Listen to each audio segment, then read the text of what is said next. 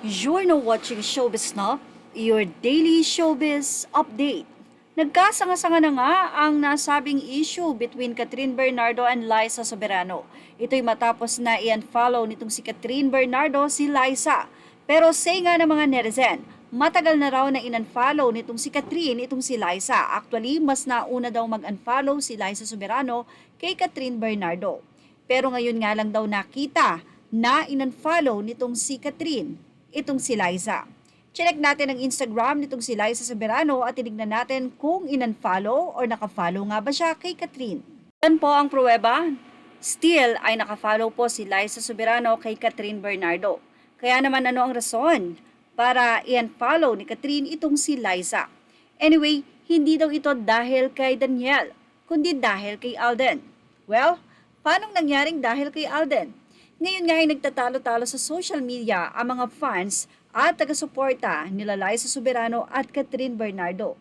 Matapos ngang i-unfollow ni Catherine itong si Liza at magsagawa ito ng cleansing sa kanyang Instagram account. Hindi nga lang si Liza Soberano ang napansin ng mga netizen na in-unfollow nito kundi pati na rin ng Star Magic artist na si Gillian Vicencio at Julia Barreto na ngayon ay nasa Viva Artist Agency na. Naman, pati ang mga tagahanga ng dalawang panig ay apektado na. May mga nagsasabing nauna naman daw mag-unfollow si Liza kay Kat sa kasagsagan noon ng pagsasabi nitong sa kanila ni Enrique Hill, unang inoffer ang successful na Hello Love Goodbye na kinailangan nilang bitawan dahil naghahanda si Liza sa Darna noon. Lumabas kasi na parang bitter daw si Liza dahil sa hindi inaasahang tagumpay ng pelikula na napunta nga sa Katniel, subalit ang huling desisyon na ipinarehas si Catherine kay Asia's multimedia star at kapuso star Alden Richards. At ito ngayon ang may hawak ng titulo bilang highest grossing Filipino movie of all time.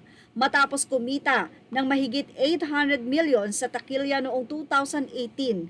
Muntik nang mag-1 bilyon. Samantala, narito naman ang ilang mga naging reaksyon at komento ng mga netizen. Anila, si Liza diretso magsalita, hindi dinadaan sa galawan para maging dilulo ang fans at magtahi ng kwento. Naku naman Catherine, patalikod ka, magsalita ka dahil ang mga fans mo kung ano-ano ang sinasabi. Knowing my girl, Liza Soberano, she's brave enough to defy everything that pesters her, so I'm pretty sure she'll debunk anything that will ever an issue regarding this petty thing. Actually, understandable naman na in-unfollow sina Liza and Julia since she's not close to both, but people trying to make an issue about it, just so weird and nakakairita.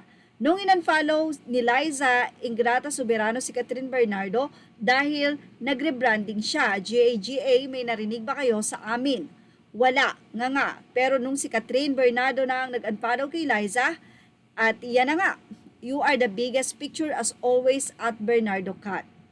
Well, KB unfollowing LS is not the problem, but some of KB's fans that trying to drag L's name to Katniel's breakup or cheating issue.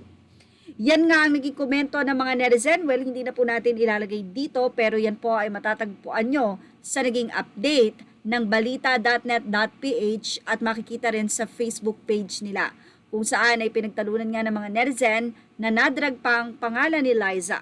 Pero ito'y dahil nga daw sa movie nila Alden at Catherine na naging successful dahil kung sa Lisquen daw napunta ay baka hindi ito mag-gross ng 800 million pesos, even sa Katniel. Well, ano ang masasay nyo about dito? Ilagay na ang inyong opinion sa ating comment section. Images are all credit to the rightful owners and thank you for watching Showbiz Now.